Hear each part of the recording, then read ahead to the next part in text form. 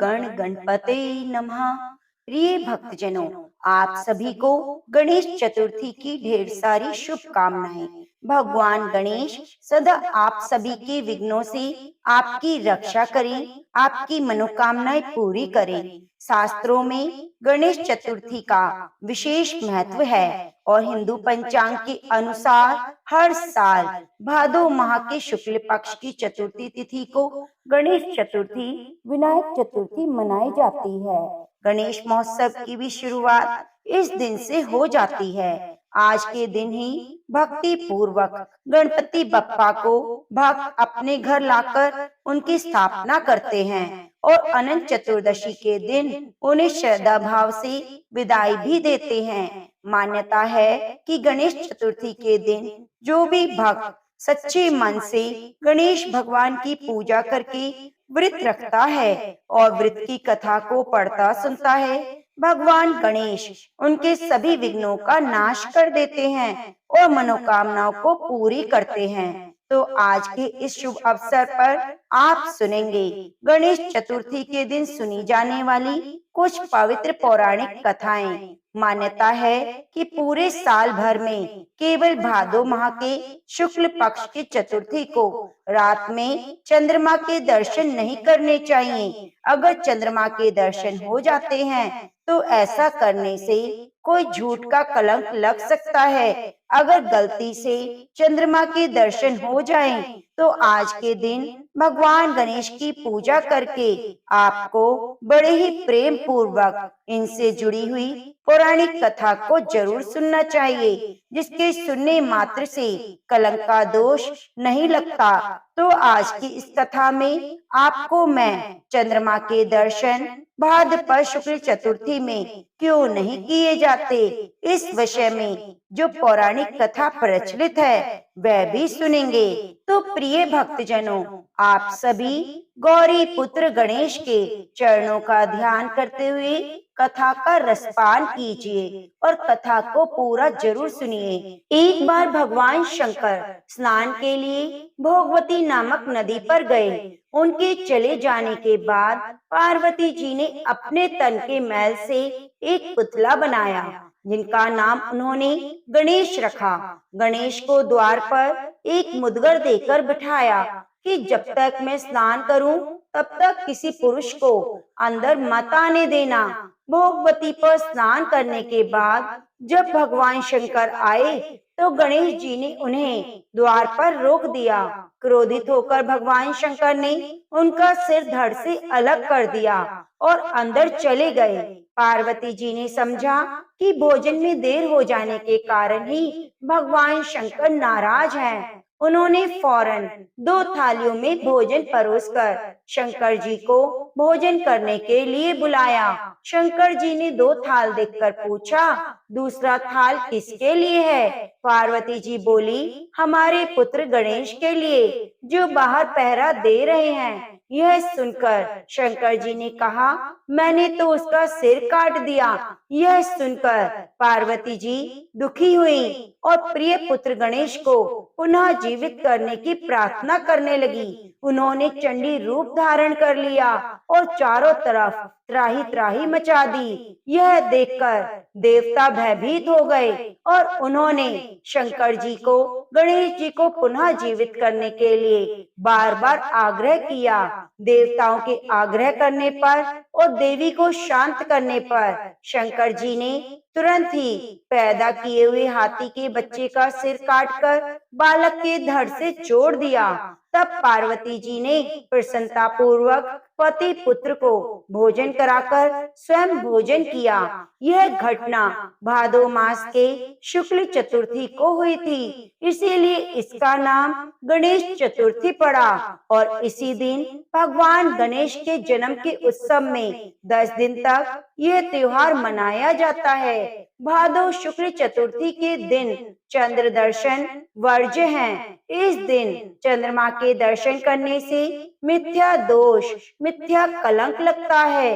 एक बार कुबेर जी ने भगवान शंकर और माता पार्वती के पास भोजन का आमंत्रण देकर कैलाश पहुँचे।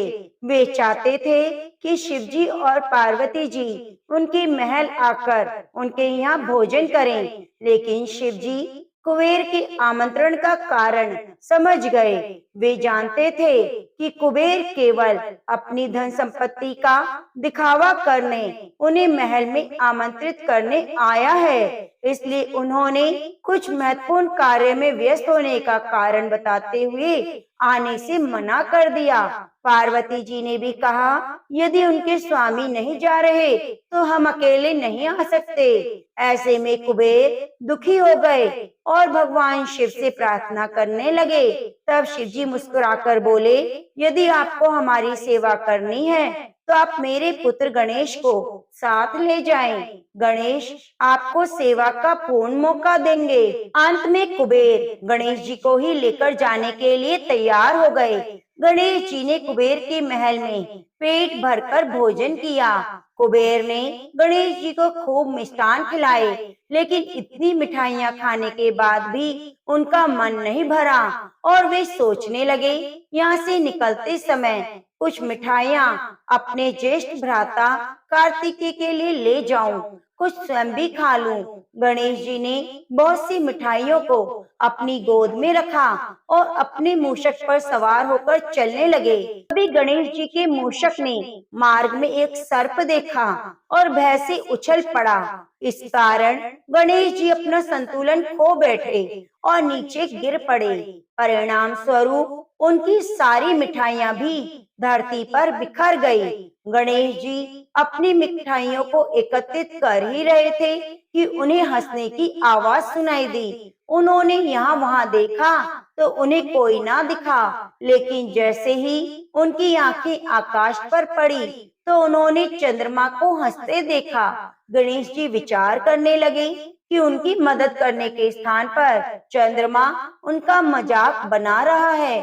चंद्रमा को हंसते देख गजमुख को बड़ा क्रोध आया। उन्होंने चंद्रदेव को तुरंत श्राप दे दिया, हे चंद्र, अब तुम किसी के देखने योग्य नहीं रह जाओगे।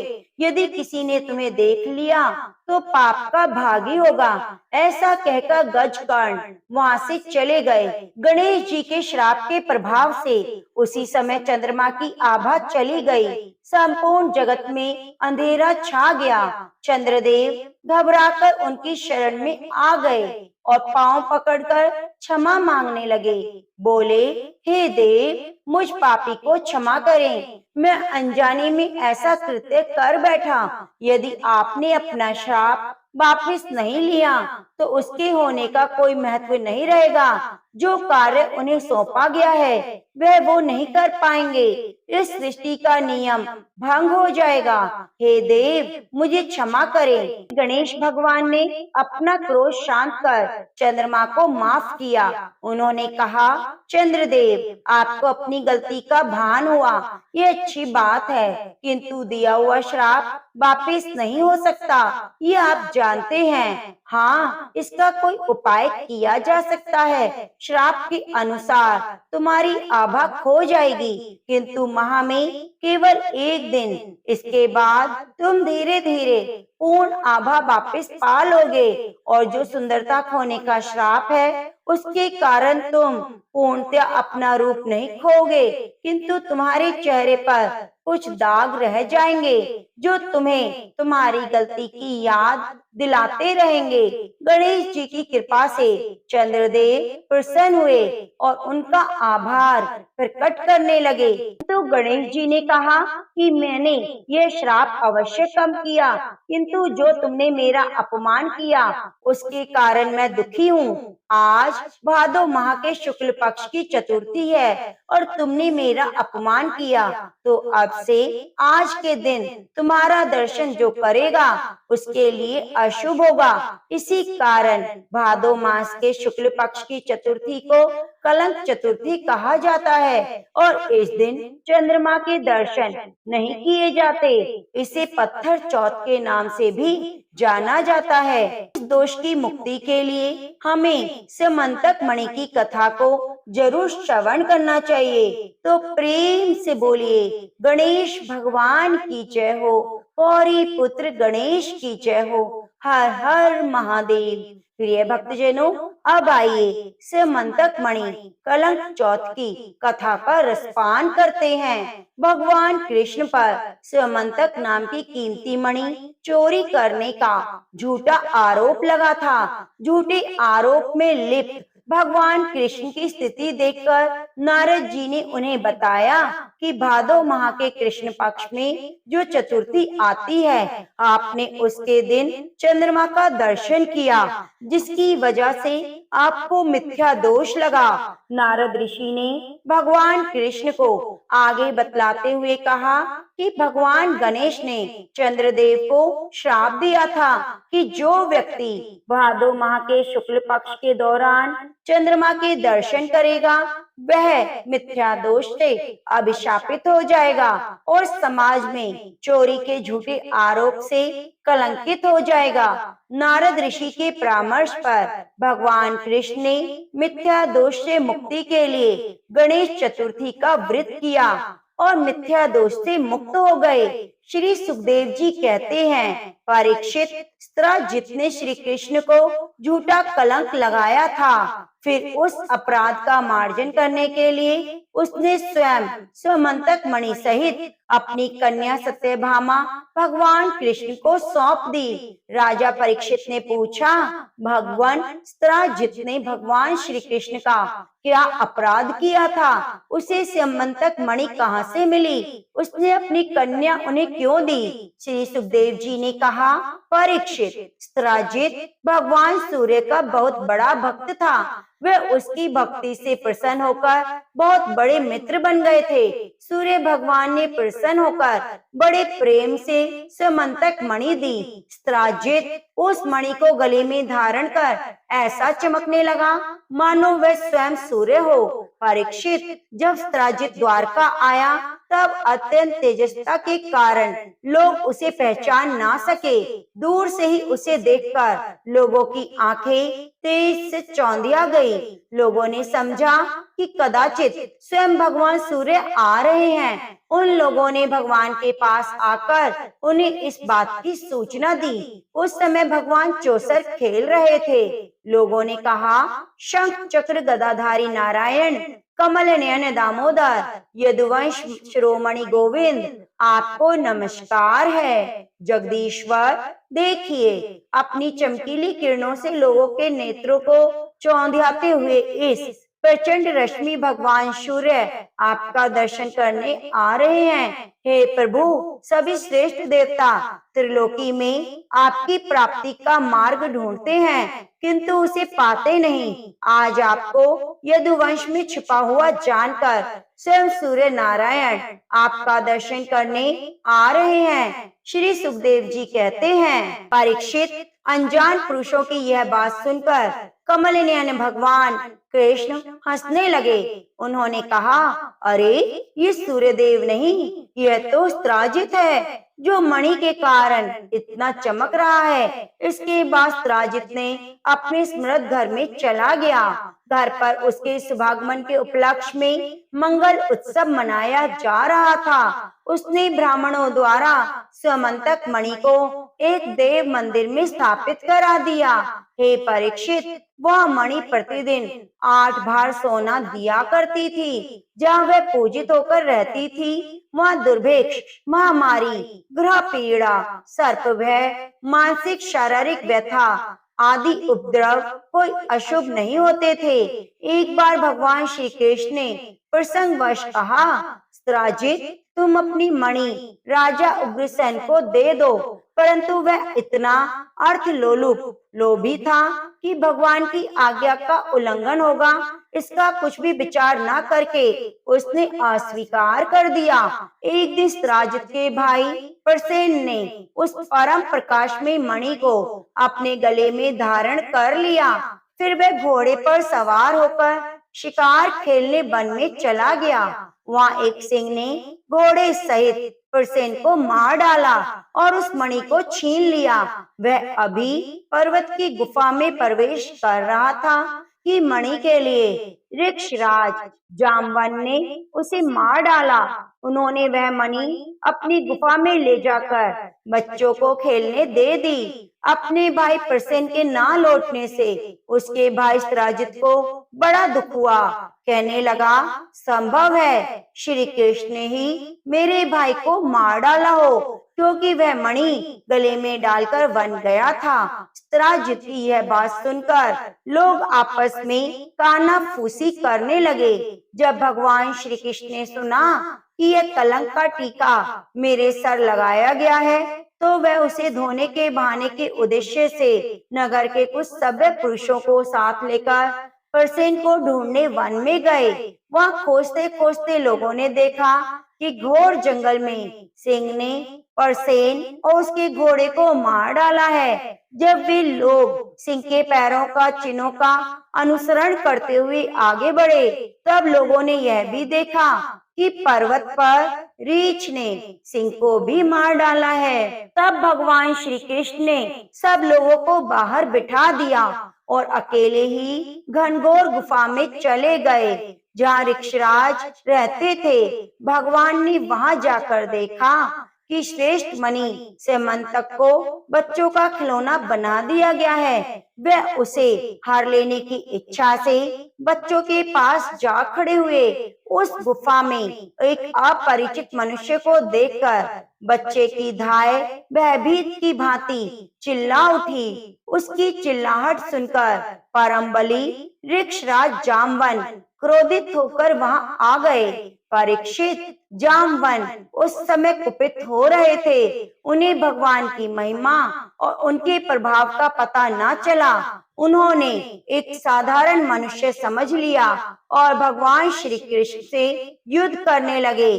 जिस प्रकार मांस के लिए दो बाज आपस में लड़ते हैं, वैसे ही विजय अभिलाषी भगवान श्री कृष्ण और जामवन आपस में घमासान युद्ध करने लगे। पहले तो उन्होंने अस्त्र शस्त्रों का प्रहार किया, फिर शिलाओं का, उसके बाद वृक्ष उखाड़कर एक दूसरे पर फेंकने लगे। अंत में बहुयुद्ध हुआ। परीक्षित, वज्र प्रहार के समान कठोर घूंसों की चोट से जामवन के शरीर की एक एक गांठ टूट गई। उत्साह जाता रहा, शरीर पसीने से लथपथ हो गया। उन्होंने अत्यंत विस्मित चकित होकर भगवान कृष्ण से कहा, हे प्रभु, मैं जान गया आप ही समस्त प्राणियों के स्वामी, रक्षक, पुराण पुरुष भगवान विष्णु हैं। आप ही सबके प्राण, इंद्रिय बल, मनोबल, शरीर बल हैं। आप विश्व के रचयिता, ब्रह्म आदि को भी बनाने वाले हैं। बनाए हुए पदार्थों के भी सत्ता रूप आप ही विराजमान हैं। काल के कितने भी अवयव हैं, उनके नियामक परम काल आप ही हैं। शरीर भेद से भिन्न भिन्न प्रत्यमान अंतरात्माओं के परम आत्मा भी आप ही हैं। हे प्रभु, मुझे स्मरण है आपने अपने नेत्रों में तनिक सा क्रोध का भाव लेकर तिरछी दृष्टि से समुद्र की ओर देखा था। उस समय समुद्र के अंदर रहने वाले बड़े बड़े घड़ियाल, मगरमच्छ क्षुब्ध हो गए थे और समुद्र ने आपको मार्ग दे दिया था। तब आपने उस पर सेतु बांधकर सुंदर यश की स्थापना की, लंका का विध्वंस किया। आपके बाणों से कट कट कर राक्षसों के सिर पृथ्वी पर लौट रहे थे। अवश्य ही आप मेरे श्री राम श्री कृष्ण के रूप में आए हैं। हे परीक्षित, जब ऋक्षराज जामवन ने भगवान को पहचान लिया, कमल नयन श्री कृष्ण ने अपने परम कल्याणकारी शीतल कर कमलों को उनके शरीर पर फेर दिया और फिर अहेतु की कृपा से भरकर प्रेम गंभीर वाणी से अपने भक्त जामवन से कहा, ऋक्षराज, हम मणि के लिए ही तुम्हारी इस गुफा में आए हैं। इस मणि के द्वारा अपने पर लगे हुए झूठे कलंक को मिटाना चाहते हैं। भगवान का ऐसा कहने पर जामवन बड़े आनंद से उनकी पूजा करने के लिए अपनी कन्या कुमारी जामवती को मणि के साथ उनके चरणों में समर्पित कर देता है। भगवान श्री कृष्ण जिन लोगों को गुफा के बाहर छोड़ आए थे, उन्होंने 12 दिन तक उनकी प्रतीक्षा करी, परंतु उन्होंने देखा कि अब तक वे गुफा से नहीं निकले, तो वे दुखी होकर द्वारिका लौट गए। जब माता देवकी, रुक्मणी, वसुदेव, अन्य संबंधियों और कुटुंबियों को मालूम हुआ कि कृष्ण गुफा से नहीं निकले, तो उन्हें शोक हुआ। सभी द्वारकावासी अत्यंत दुखी होकर सत्यजित को भला बुरा कहने लगे और भगवान कृष्ण की प्राप्ति के लिए महामाया दुर्गा देवी की शरण में गए और उनकी उपासना करने लगे। उनकी उपासना से दुर्गा देवी प्रसन्न हुई, उन्होंने आशीर्वाद दिया। उसी समय उनके बीच में मणि और अपनी नववधू जामवती के साथ सफल मनोरथ होकर श्री कृष्ण सबको प्रसन्न करते हुए प्रकट हो गए। सभी द्वारकावासी भगवान श्री कृष्ण को पत्नी के साथ और गले में मणि धारण किए हुए देखकर बहुत आनंदित हुए, मानो कोई मरकर लौट आया हो। उसके बाद भगवान ने सत्यजित को राज्यसभा में महाराजा उग्रसेन के पास बुलवाया और जिस प्रकार मणि प्राप्त हुई थी, वह सब कथा सुनाकर वह मणि सत्यजित को सौंप दी। सत्यजित अत्यंत लज्जित हो गया। मणि तो उसने ले ली, पर उसका मुंह नीचे लटक गया। अपने अपराध पर उसे बहुत पश्चाताप हुआ। किसी प्रकार वह अपने घर पहुंचा। उसके मन की आंखों के सामने निरंतर अपराध नाचता रहा। बलवान के साथ विरोध करने के कारण वे भयभीत हो गया। अब वह यही सोचता रहा कि मैं अपराध का मार्जन कैसे करूं, मुझ पर भगवान कृष्ण कैसे प्रसन्न हूँ, मैं कौन सा काम करूं जिससे मुझे कल्याण हो, लोग मुझे कोसे नहीं। सचमुच मैं अदूरदर्शी शूद्र हूँ, धन के लोभ से मूर्ता कर बैठा। अब मैं रमणियों में रत्न के समान अपनी कन्या सत्यभामा और स्यंतक मणि दोनों कृष्ण को दे दूं। यह उपाय अच्छा है, इसी से मेरे अपराध का मार्जन होगा। सत्यजित ने अपनी विवेक बुद्धि से ऐसा निश्चय करके स्वयं ही उसके लिए उद्योग किया और अपनी कन्या और स्यंतक मणि दोनों जाकर कृष्ण को अर्पित कर दी। सत्यभामा शील, स्वभाव, सुंदरता, उदारता गुणों से संपूर्ण थी। बहुत से लोग चाहते थे कि सत्यभामा हमें मिले। उन लोगों ने उन्हें मांगा भी था, परंतु अब कृष्ण भगवान ने विधि पूर्वक उसका पानी ग्रहण कर लिया। हे परीक्षित, भगवान कृष्ण ने सत्यजित से कहा, हम स्यंतक मणि नहीं लेंगे। आप सूर्य भगवान के भक्त हैं, इसलिए वे आपके पास रहे। हम तो केवल उसके फल के अर्थात उससे निकले हुए सोने के अधिकारी हैं, वही आप हमें दे दिया करें। श्री सुखदेव जी कहते हैं, हे परीक्षित, यद्यपि भगवान कृष्ण को इस बात का पता था कि लाक्षागृह की आग से पांडवों का बाल भी बाका न होगा, तथापि उन्होंने सुना कि कुंती और पांडव जल मरे। तब उस समय कुल व्यवहार करने के लिए वे बलराम जी के साथ हस्तिनापुर गए। वहाँ जाकर भीष्म पितामह, कृपाचार्य, विदुर, गांधारी और द्रोणाचार्य से मिलकर उनके साथ संवेदना सहानुभूति प्रकट की और लोगों से कहने लगे, हाय हाय, ये बड़े दुख की बात है। भगवान कृष्ण के हस्तिनापुर चले जाने से द्वारका में अक्रूर और कृतवर्मा को अवसर मिल गया। उन लोगों ने शतधन्वा से आकर कहा, सत्यजित से मणि क्यों नहीं छीन लेते? सत्यजित ने अपनी श्रेष्ठ कन्या का विवाह हमसे करने का वचन दिया था। अब उसने हम लोगों का तिरस्कार करके कृष्ण भगवान से ब्याह कर दिया। अब सत्राजित भी अपने भाई प्रसेन की तरह क्यों न यमपुरी में जाए। संत धनवा पापी था, अब तो उसकी मृत्यु भी उसके सिर पर नाच रही थी। अक्रूर और कृतवर्मा इस प्रकार बहकाने पर सत धनवा उनकी बातों में आ गया और महादुष्ट ने लोभवश सोए हुए सत्राजित को मार डाला। इस समय स्त्रियां अनाथ के समान रोने चिल्लाने लगी, परंतु शतधनवा ने उनकी कोई और ध्यान ना दिया। जैसे कसाई पशुओं की हत्या कर डालता है, वैसे सत्राजित को मारकर मणि लेकर वहां से भाग गया। सत्यभामा को यह देखकर कि मेरे पिता मार डाले गए हैं, बड़ा शोक हुआ।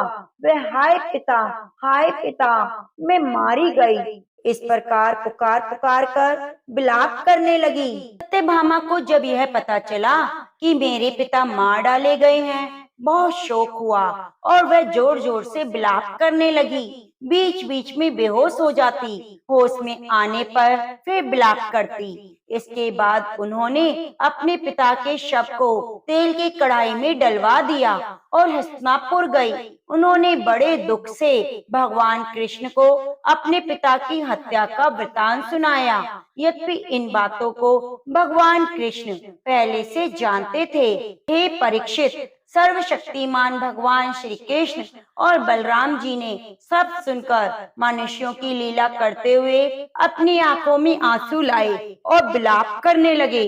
अहो, हम लोगों पर तो बहुत बड़ी आपत्ति आ पड़ी। इसके बाद भगवान श्री कृष्ण सत्यभामा बलराम जी के साथ हस्तिनापुर से द्वारिका लौट आए और सद्धनवा को मारने और मणि छीनने का प्रयास करने लगे। तब सद्धनवा को मालूम हुआ कि भगवान श्री कृष्ण मुझे मारने का प्रयास कर रहे हैं। तब वह बहुत डर गया और अपने प्राण बचाने के लिए कृतवर्मा से सहायता मांगी। तब कृतवर्मा ने कहा, भगवान श्री कृष्ण और बलराम जी सर्वशक्तिमान ईश्वर हैं, उनका भला सामना कौन कर सकता है, उनसे कौन बैर ले सकता है। तुम जानते हो कि कंस ने उन्हीं से बैर करके अपनी राजलक्ष्मी को खो दिया और अपने अनुयायियों के साथ मारा गया। जरासंध जैसे शूरवीर को भी उनके सामने 17 बार मैदान में हार कर बिना रथ के अपनी राजधानी को जाना पड़ा। तब कृतवर्मा ने उन्हें इस प्रकार टकासा जवाब दे दिया। तब शतधनवा ने सहायता के लिए अक्रूर जी से प्रार्थना की। उन्होंने कहा, भाई, ऐसा कौन है सर्वशक्तिमान भगवान का बल पौरुष जानकर उनसे बैर ले, जो भगवान खेल खेल में विश्व की रचना, रक्षा और संहार करते हैं और जब क्या करना चाहते हैं इस बात को माया से मोहित ब्रह्मा आदि विश्व विधाता भी नहीं समझ पाते। जिन्होंने 7 वर्ष की अवस्था में जब वे निरे बालक थे, एक हाथ से गोवर्धन पर्वत को उखाड़ लिया और जैसे नन्हे नन्हे बच्चे बरसाती छत्ते को उखाड़कर हाथ में रख लेते हैं, वैसे ही खेल खेल में 7 दिनों तक उठाए रखा। मैं तो भगवान कृष्ण को नमस्कार करता हूँ।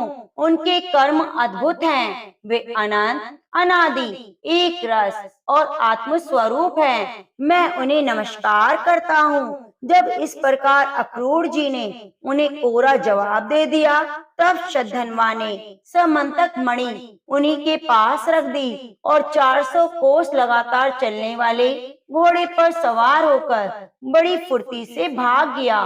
परीक्षित, भगवान कृष्ण और बलराम दोनों अपने रथ पर सवार हुए। जिस प्रकार गरुड़ चिन्ह से चिन्हित ध्वजा फहरा रही थी और बड़े बेग वाले घोड़े जुटे थे, अब उन्होंने अपने स्वससुर सत्राजित को मारने वाले शतधनवा का पीछा किया। मिथिलापुरी के निकट एक उपवन में शतधनवा का घोड़ा गिर पड़ा। अब वह उसे छोड़कर पैदल ही भागा। वे भयभीत हो गया। भगवान कृष्ण क्रोध करके उसके पीछे भागे। इसलिए भगवान ने पैदल दौड़कर अपने तीक्ष्ण धार वाले चक्र से उसका सिर काट डाला।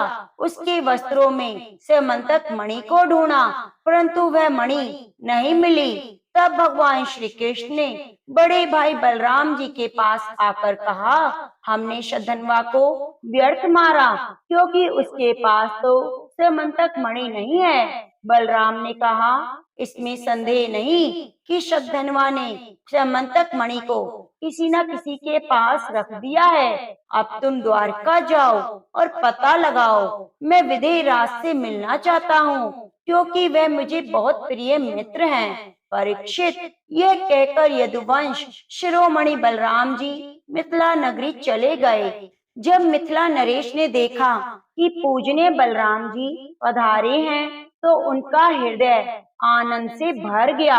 अनेक सामग्रियों से पूजा की। इसके बाद भगवान बलराम जी कई वर्षों तक मिथिलापुरी में रहे। महात्मा जनक ने बड़े प्रेम और सम्मान से उन्हें रखा। इसके बाद धृतराष्ट्र के पुत्र दुर्योधन ने बलराम जी से गदा युद्ध की शिक्षा ली। अपनी प्रिय सत्यभामा का प्रिय कार्य करके भगवान कृष्ण द्वारका लौट आए। उन्होंने समाचार सुना दिया कि शतधन्वा को मार डाला है, परंतु स्यमंतक मणि उसके पास नहीं मिली। इसके बाद उन्होंने भाई बंधुओं के साथ जित की। वे सब दैहिक क्रियाएं करवाई। अक्रूर और कृतवर्मा ने शतधन्वा को जित के वध के लिए उत्तेजित किया था। जब उन्होंने सुना कि भगवान कृष्ण ने शतधन्वा को मार दिया है, तो वे भयभीत हो गए और द्वारका से भाग खड़े हुए।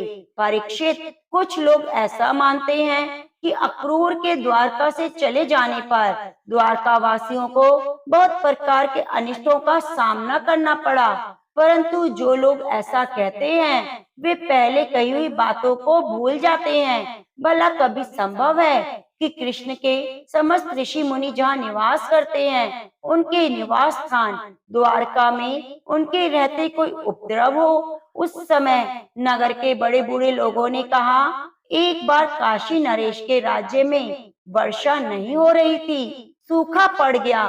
तब उन्होंने अपने राज्य में आए हुए अक्रूर के पिता सफलक को अपनी पुत्री गांधिनी ब्याह दी। तब उस प्रदेश में वर्षा हुई। अक्रूर भी सफलक के ही पुत्र थे।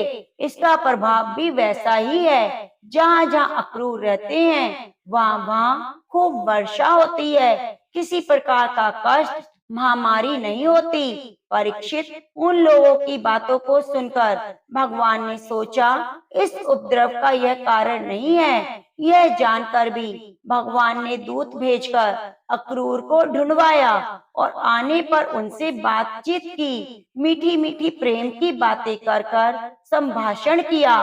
परीक्षित, भगवान सबके चित्त का एक एक संकल्प देखते हैं। इसीलिए उन्होंने मुस्कुराते हुए अक्रूर से कहा, चाचा जी, आप दान धर्म के पालक हैं। ये बात हमें पहले से मालूम है। शतधन्वा आपके पास स्यमंतक मणि छोड़ गया है, जो बड़ी प्रकाशमान है।